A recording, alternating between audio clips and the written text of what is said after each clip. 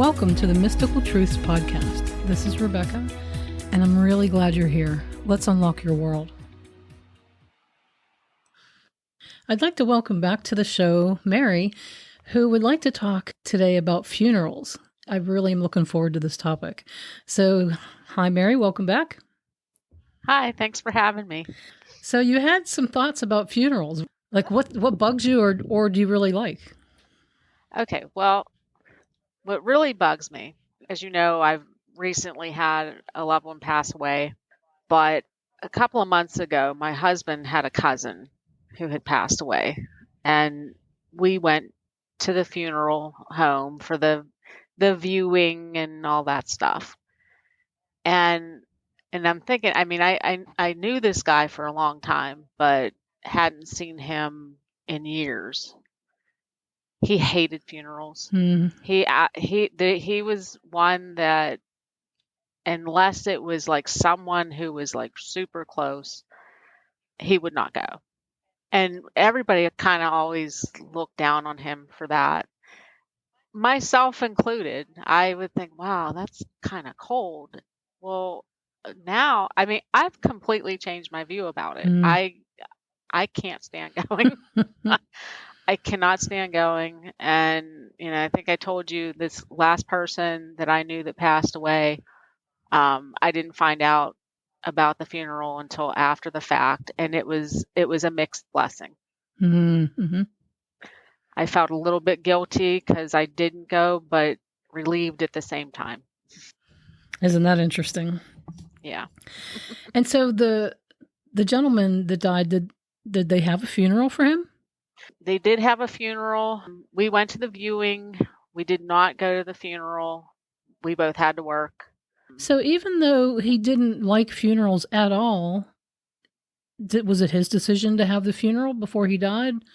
Or no. I was going to say that's kind of odd that, you know, he would not like funerals so much, yet he would allow one to be put together for him. And the family put it together. His sisters put it together for him. And, you know, there weren't a lot of people there, but there were a few that came out of the woodwork that hadn't seen him in years. And all I could think was, why? Mm-hmm. It's too late to talk to him now. And I mean, and to be honest, in his later years, he had decided he really didn't want to have much contact with anybody. I mean, we had made efforts to go see him and talk to him, but he wanted to be alone. So that's fair enough. Yeah. I think we should honor that if that's really what people want. Yeah.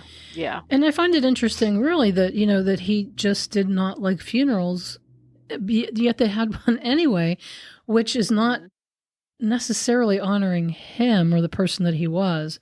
It was honoring their maybe mourning process or the way they felt that they needed to go through that process, I guess. Right. And I mean, I've always said that funerals are for the survivors and not for the person who has passed. Sure. You know, we say that we have the funeral to honor them and to take time to remember them, to come together, which is all great. But two, it's for the people that are still alive, because we like ceremonies usually. We like to make a big deal out of things. It may help people go through that grieving process, but then also it may even make it worse, in my opinion, because I've never been a fan of funerals, and I've had many, especially when I was younger, a lot of family members dying off and whatnot. And I always thought, you know, this is just invited torture, in my opinion, because yes, it gives you some closure. It gives you can actually see the dead body and know that the person is not in it anymore. But I mean, why not just have one or two people see the dead body and then just tell everybody else, yeah, I saw the dead body. It's really, you know, this person's really dead. Right. Only because what a process it is, and an expense, and it's a lot of drama, and it's a lot of pain. You know, the more I started to learn about the death process and after death and all of that, I was actually excited going to funerals.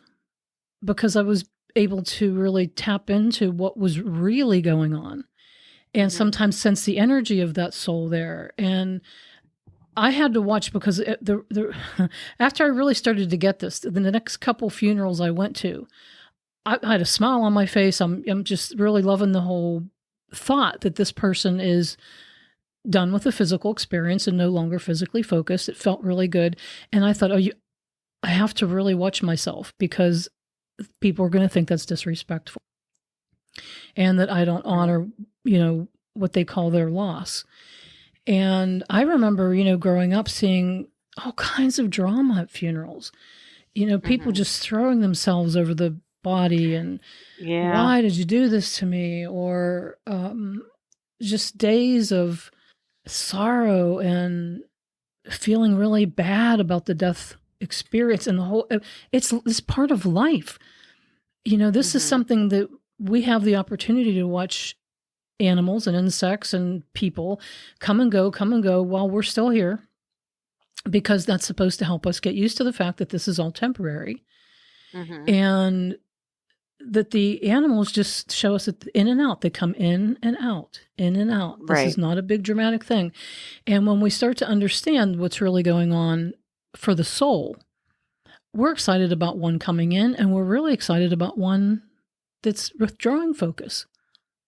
And people say, well, I know, my mother, my aunt, whatever, I know that they're okay. They're in a better place. Why not? People hope that, I think. And maybe they found a way to really know that. So at that point, what are we really doing then? We think they're okay. We believe they're okay. But now we have to get used to the adjustment. Right. And we can do that much more easily if we don't make it a big, awful, terrible deal. And that's why so many people don't like funerals, because it's not easy being at a funeral. First of all, nobody really wants to be there. No. You feel obligated to be there. And you're walking into a situation where you have to, whether you feel like it or not, you have to be, there are certain rules. Right. You can look up online funeral etiquette, the things that you should or shouldn't do, say, whatever at funerals, because we have set these rules or these standards. And I get it that it's to be respectful and to honor, somebody else's process or their religious beliefs or whatever it might be.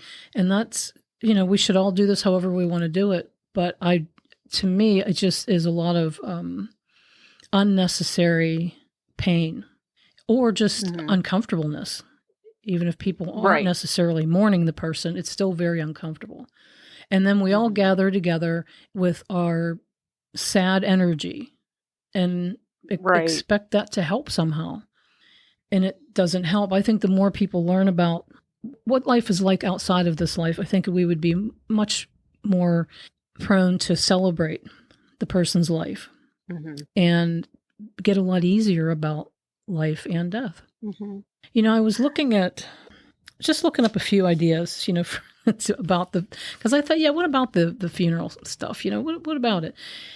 And one of the first things I just happened to come across online was this video of a man in a casket talking about how to select a casket. And he said, you really should choose wisely because this is your loved one's forever bed. It's where they'll rest for eternity. And then he said, it's creepy. Yeah. And then he said, or at least until the Lord comes back. So choose wisely, because also this is going to be the casket that everyone else will see. Oh my goodness. And I thought, wow, what, the forever bed, it's not a forever bed. You could say it is, but it's a dead body. Right. It's literally a dead body. It doesn't need pillows. It doesn't need a fancy box even. It's okay if you want to do that, but to me, I would prefer that we give it back to the earth. Why would we think that we should take the body that somebody was in and put it in sometimes a very expensive box or monument of some type and leave it there forever? Why? And then we can go and visit that, which may help us feel more connected to the person that was in that body, or that kind of thing. Everybody has their own relationship here, but that doesn't make sense to me because they're not in that body. They don't belong with that body anymore. And then I wondered if that man was saying, put them in their forever bed, make it nice, make it comfortable, pick it out so everybody else thinks it's a good choice or that this person was important or whatever that is. Like you're buying a car. Yeah. And then I thought, so until the Lord comes back. So then I thought, yeah, well, what about the embalming process? Now, right. I know the Lord can do anything, but if you think about it, there's so much done to that body. Mm-hmm. It's not like, gosh. Well, my biggest thought is especially with a traditional casket burial, the embalming, the whole bit. Do you really want to think of your loved one being planted in the ground like that? Like mm-hmm. entombed forever. Yeah, like if I could see through the walls, if I could see through the dirt in the walls of the casket, it'd be horrifying. I could see that body laying there decaying. Yeah, yeah. To me, it's horrifying. I mean, and it always has been horrifying to me to even think about that. I mean, my preference is cremation and scatter me somewhere. I want to be free. Well, doing that would save a lot of people in the past from waking up in a casket in the ground. Ugh. Ew. Because that's happened many times. That's why they used to have the bells, like the little bells. Yes. Oh Lord, it's just funny what we do out of, I don't know, fear, tradition, honoring somebody. And in the first video I came to on like the funeral preparation, the embalming and whatnot, because I remembered a long time ago, I saw a documentary that was done about some students that were going to school, to mortuary school. And I remember them saying, this is quite a process. And they were showing some of the different steps. And they said, we have to wash the body, like every single piece of the body that we can get to because of the decay process. Yeah. And I thought, so does anybody really think about the fact, no, you're dead. As a soul, you don't care what anybody does with your body. But right. So when you leave your body, you're giving your body to some people. Maybe you know them. Maybe the funeral director is your neighbor or, lives in your town. And now your naked body is on that table. And every piece that they can get to needs to be even under the fingernails, between the folds of places. And all that has to be cleaned out really well. And he showed all these chemicals. The video I found was a man who was saying, I got special permission. Usually you're not allowed in the area where we prep, but since this is a video, I got special permission that we can do this. So he's showing all of these instruments and eye caps and like the things they do to like make the face look the way it should as best they can, because it's dying. The body, after the soul leaves, it takes a while for the body to actually die. So, yeah. So they not only have to wash it all, but then of course they have to drain the blood. They have to put particular fluids into the body. And it was just watching this process. Now he was using a dummy, like a fake body, but he said we even have to puncture the hollow organs and drain them and then insert cavity fluid. And so all of this done, and especially even the hair, the makeup eventually, after all this preservation and removal of certain things has happened, then they dress the body and put it in the pretty box and leave half of the box open so that everybody can see. And he said they usually do have pants on or whatever, something on the bottom, but usually, a lot of times no shoes. And I thought, sure, because we don't really need shoes. They're not running off anywhere. Nobody's going to see them ever. Donate them. I don't know. But so, I thought that's just a whole lot of stuff. Personally, I'm going for the cremation or a couple other things that we'll talk about. Not that there's a good funeral, but the best funeral that I had ever been to was my brother. He passed away and he knew his health wasn't great. He pre-planned everything. And it's a little odd for me because I never got to see him. Mm-hmm. They took him from where he passed away to the funeral home and he was cremated. right away. I never saw the body. It's just because everyone else that I've ever had to deal with in that regard, I saw the body. I didn't see his, but in some ways, it was a lot better. He just had a little memorial service at the funeral home, and then we went to lunch after, and that was it. Yeah. I mean, it was like, it was everything total was over within like 4 hours, and it was a lot less traumatic. I will say Which that. helps the healing process, the grieving, if Right. there is any. You know, like with my parents, it was the whole shebang. It was 2 days viewing, church service, watching the casket go into the ground, the whole. I have vibrant memories of that, and it's not good. No, and It really I isn't. think it teaches kids to make a horrible scene out of death in a big, tragic, sad, long, drawn out process. And I'll always say I'm fine with however anybody wants to do it. It's up to them. Right. But for me, you know, that's just the way I view it. And I'm up for, if anybody wants to see my body when I die, that's fine. Go ahead and look at it if it helps you get that closure. I'm going to have somebody on an episode fairly soon who did need to see her husband. She wasn't with him when he passed. And I can't wait to tell that story, because when she did see him, there was a huge piece of information there that helped her, and just it's just pretty. I don't even want to give it away. It's just really, really cool. And so there's that. You know, if you want to see it, see it. If you really don't feel like you need to see the body, then don't. But for me, there will be no laying out process. Don't need to be laid out. I don't need people to come and honor my life or help my family or whatever in that way, because that to me is just hard. I would much rather, and my kids already know, have me cremated, unless I choose one of the other couple things that we're going to talk about here, but have me just taken care of in that sense. And then just, if you want to, I'm not even going to tell them to do this. Celebrate my life. Do however you want to do that. Yes. If you want to just sit and talk about some things, that's fine. If you want to have a group of people together, that's fine too, because that's for you at that point. That's whatever you need to do to make it a happy occasion. I will be there. Right. I'll totally be there for it, but I won't be in my body. And you're just going to have to get used to that, because that's what we have to do here. We have to get used to the reality of life does go on. Yes. Even when we're not physically focused anymore.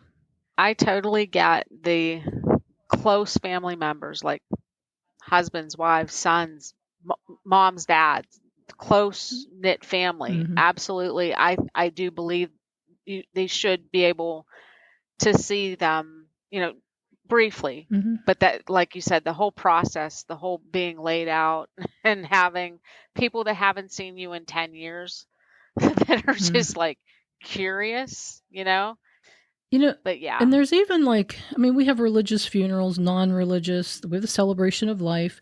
There are green funerals where everything about the body and how it's taken care of after that is biodegradable. Yes. There are gravesite services without the whole laying the body out thing. You can do burial at sea, which can be ashes or the whole body, depending on where you can get permission.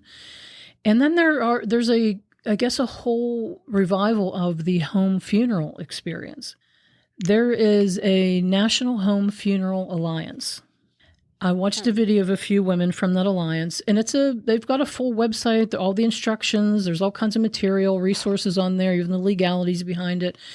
But in this video, they showed the process that they are trained to go through to help a family have a home funeral. And what they do is they wash the whole body, because they're not going to embalm it, so the body's going to decay quickly. So this can't be anything. And they even gave you information on outdoor temperature or indoor temperature, like how not to let weird things happen with the body. And they wash it, they prepare it in certain ways. They use herbs and things like that to keep the smell decent. Right. And they suggest that even the family wash the body.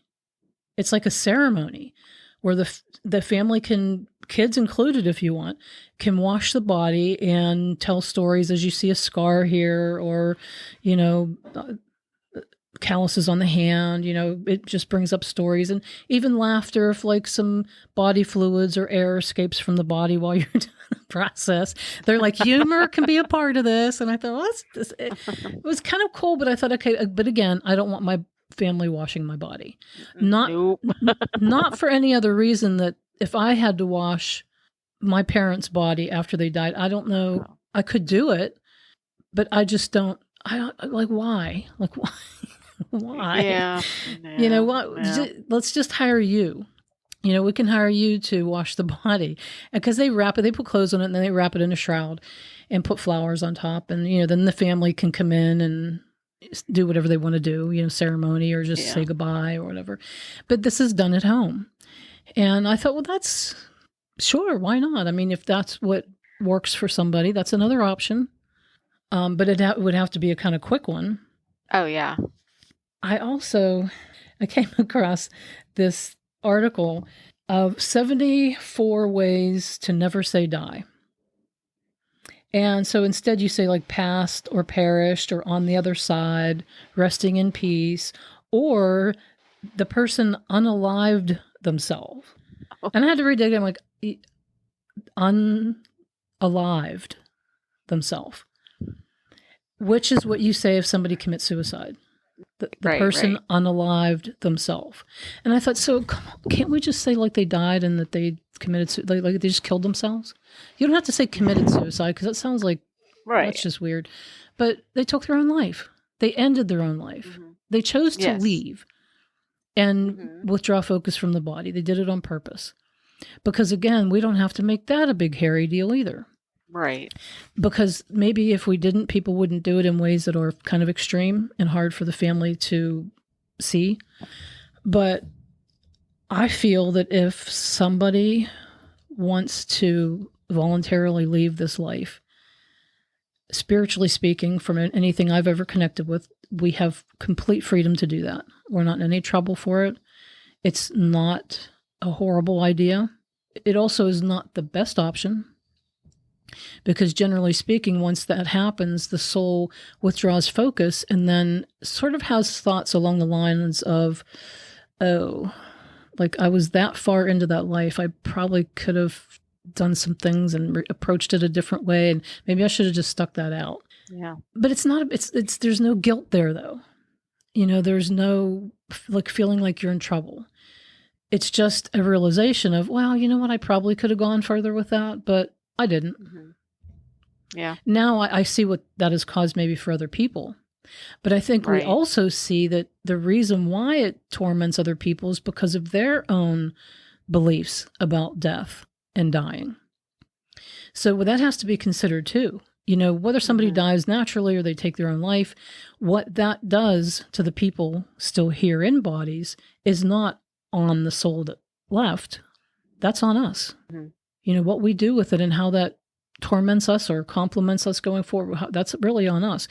And there's always going to be, I'm sure, an adjustment for anybody, depending on how much that person affected your life day to day. There will be an adjustment with that change.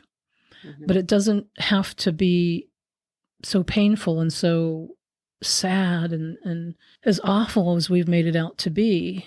And then, like you said, having a funeral on top of that just drags it out.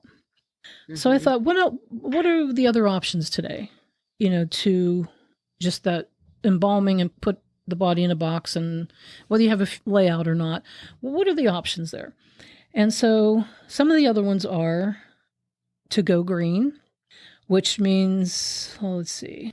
So in the green burial process, it's foregoing the embalming, and it's even certified by a green burial council, in which it says the use of biodegradable burial containers or shroud, I guess, are given to the family. So it's, basically, if the body is embalmed, they use environmentally friendly products.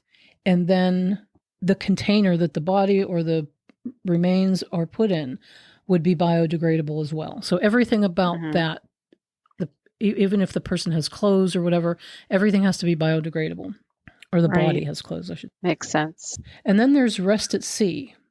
They say it's originally used, or was originally used, primarily for those who died while serving, like in the Navy. But interest in full body burials at sea is increasing, mainly because of the eco-friendly nature of it. Right. Because some people just have a real connection to the sea. So in this case, the body would be put overboard in a biodegradable weighted shroud, and I guess just left to nature, which is fine. And they say that can cost upwards of $10,000. Oh, wow, really? Yeah. Wow, that seems pricey. It is, just to like be put in something and dumped. Right, because you're not going through all the embalming process and any of that. You'd think it would be cheaper. Well, there probably are legalities that you have to go through and pay sure. for and all that kind of stuff. I'm sure. And then you can liquefy yourself. Well, you can have your body liquefied. Right, that's gross. They describe this one as alkaline hydrolysis is emerging as a new alternative to cremation. The process involves submerging a body in a heated alkali solution of potassium hydroxide. This mimics the body's natural process of breaking down, but takes only a few hours instead of many years. Alkaline hydrolysis is also recognized as a greener alternative, using a fraction of the energy of a standard cremation. So I guess you just have to, it's legal in at least 15 states, but you'd have to check your state to make sure you could liquefy yourself. It sounds like something from The Sopranos or something. Or Roger Rabbit. Oh, yeah. A fourth one is, and some of these are really cool. And I think a lot of us know about this one. The fourth one is you can contribute the body to modern medicine to help doctors learn, as they're going through school, which is a really nice idea. When I was in the medical profession, I would take classes occasionally down to Oakland to the medical lab where we were able to do that. We were able to see jars of like different body parts, and then sometimes they'd have a body there or a couple bodies, and they would show us the processes their stages maybe they were at of sort of opening up the body and looking and learning. I don't know if you're allowed to do that anymore though. Here's another one. You can use your body to help fight crime by donating your body to a forensic research facility. You can help teach students important factors about body decomposition and influence guidance given to police for evaluating crime scenes, which means you can be helping professionals solve real crimes. So they say similar to donating your body to a medical school, you give it to, I guess, law enforcement. In certain states, it's not in every state. Mm-hmm. So that's kind of cool. I never thought about the fact that you could donate your body to forensic research to help professionals learn about. Never would have thought. Yeah. And all of this is from the website everloved.com. Another one is, and this one I really like. I don't know if I'm going to do this one, but I really like it. You can become art. Yeah. It says, if you're it gets really good though. It's not weird, because when I first saw that, I thought, okay, is this like where we use menstrual blood to create art on a thing? As I've seen. No, but the body's exposition it was running here for a while. I think it was at the Science Center. And I guess it's a traveling thing. Not that I ever went to it, but is that what they're talking about? Something like that?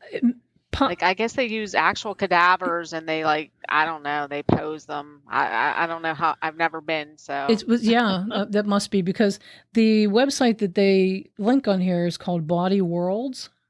So I looked it up and it's really fascinating. They have had, as of January of this year, well over 21,000 bodies donated to them. And they use a process called plastination. So, you can look up bodyworlds.com, anybody who wants to really read about it further, but it's a very long, drawn-out process. It takes about a year, but they go through different measures to remove skin and fatty tissue. Resin was one of the things that they use in part of this process, too. Oh. But they have to inject stuff that gets into, every single cell. Mm-hmm. So they do, first, what's called fixation and anatomical dissection, which is taking away like the skin and the fatty tissue. They've got to get bacteria out of the way. And then the removal of any excess, like extra body fat after that process, and then water. They have to remove water from the body. And then there's what they call enforced impregnation, which the specimen is placed in a bath of liquid polymer, such as silicone rubber or epoxy resin. And by creating a vacuum, the acetone boils at a low temperature. As the acetone vaporizes and leaves the cells, it draws the liquid polymer in so the polymer can penetrate every cell.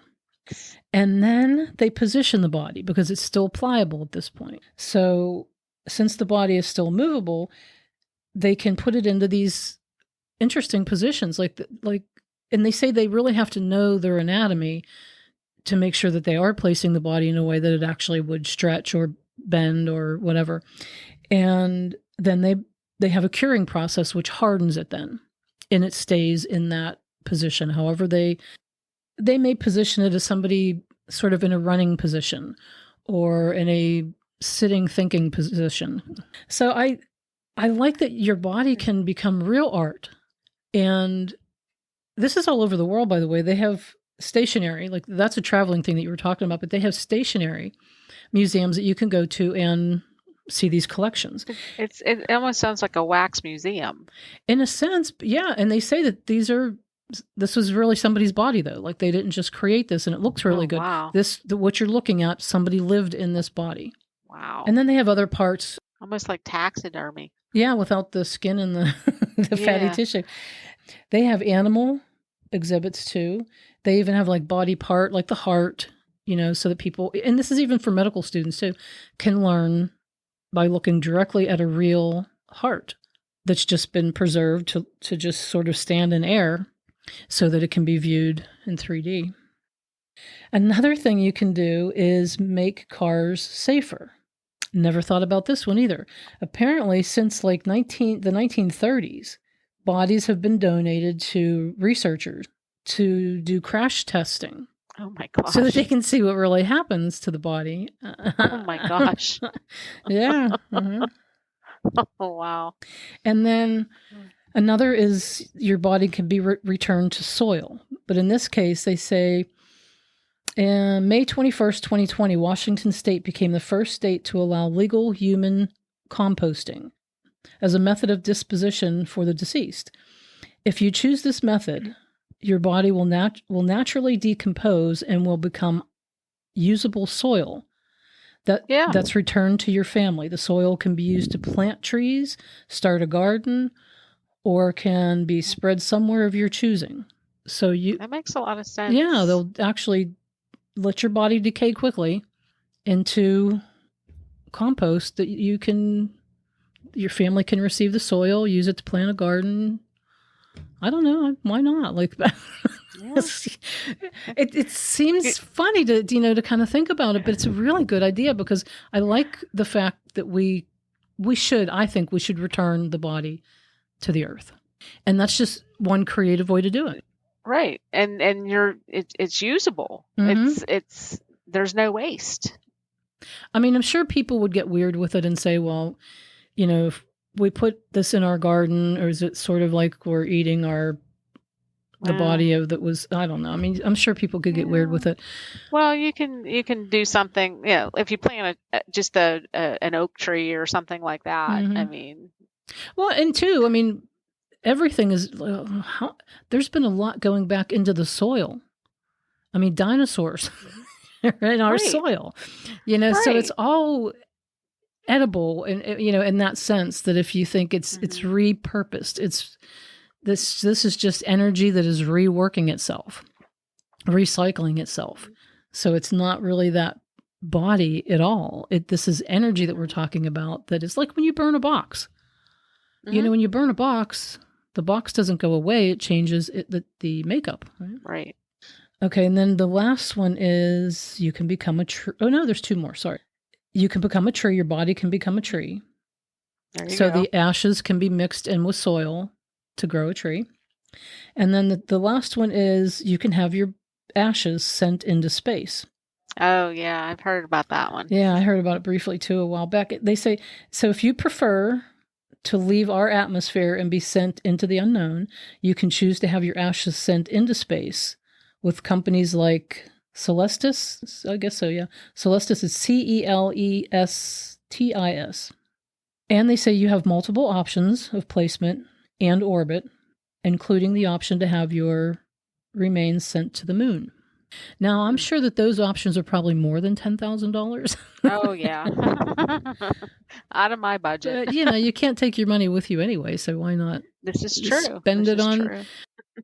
It's sort of like giving it back Yeah. to nature. I mean, it is. I mean, Yeah. whatever Yeah. happens to it after that. But Yeah. so, I mean, we have options. We don't have to do the tough, sad, long, drawn out funerals. Or actually, we don't have to do them because we're not in our body anymore at that point, and we're just having Right. to watch the people that we knew here go through all of that. Mm-hmm. And I'm sure anybody on the other side is saying to them, honestly, like, you don't have to do all this. You don't have to torture yourselves like this, Mm-hmm. if that's what's really happening. Because, from the other side, it's ease and love, ease and love. They want to see us happy. They want to, if it makes us happy to have a funeral, if it makes us feel better, maybe even, if it soothes something in us, that's fine. But if it's uncomfortable, if it's hurtful, if it's really sad or makes things worse, they're still going to be fine with it because we're free. We get to do this life however we want to, but they're not going to be on board with it like some people might think.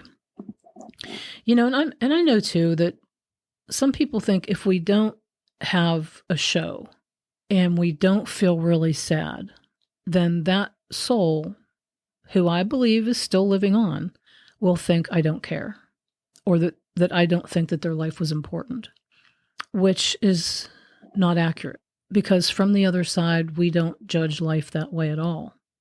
They know what's in your heart. They know how you feel, and they're okay with it. However, there's no judgment at all. And there's nobody on the other side, as far as I've ever connected with or have learned, that has passed and is thinking, well, how about that? They didn't have a big enough, showy enough funeral, and look at that casket. It's barely a box. I guess they don't love me, and I guess they don't appreciate the life that I had there. There's never that coming from the other side. It's just love and respect for us, with an understanding that we get caught up in some ideas here that we feel obligated to run with. And that's okay. But they're still streaming to us the ease that we could choose instead.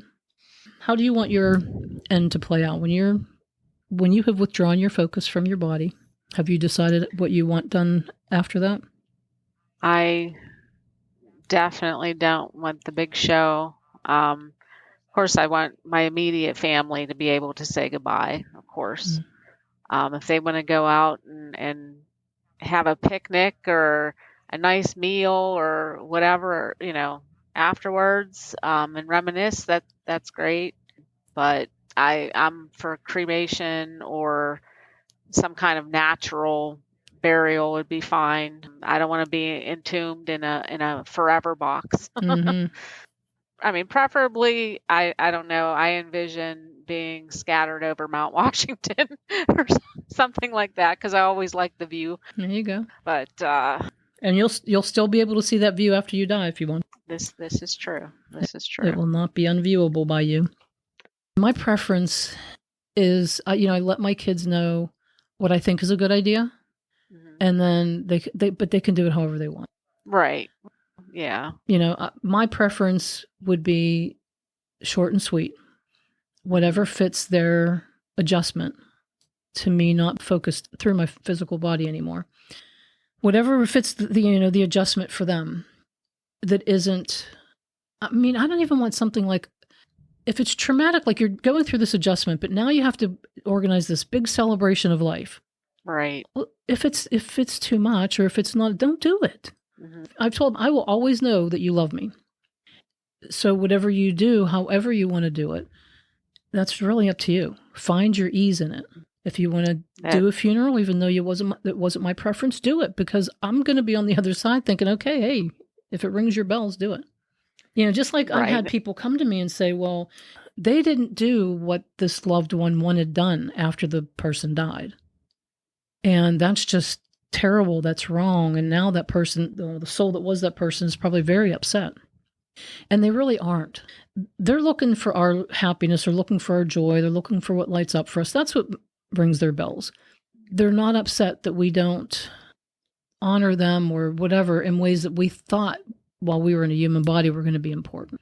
So if somebody says to you, I want a big funeral, or I want to shoot me into space, or this is what I want after I pass. Once they're passed, they're not tied to any of that anymore. Right. So you really can do whatever you want. And it's going to be so much better and agreed with from the other side if you do it from love. Mm-hmm. If you do it because it feels good to you, because it fits for you, it assists your adjustment process, they're all for it. I think a lot of people fall into the trap of tradition, just what they think everybody else expects. Yeah. And, it seems like we've been doing this for a long, long time on this planet.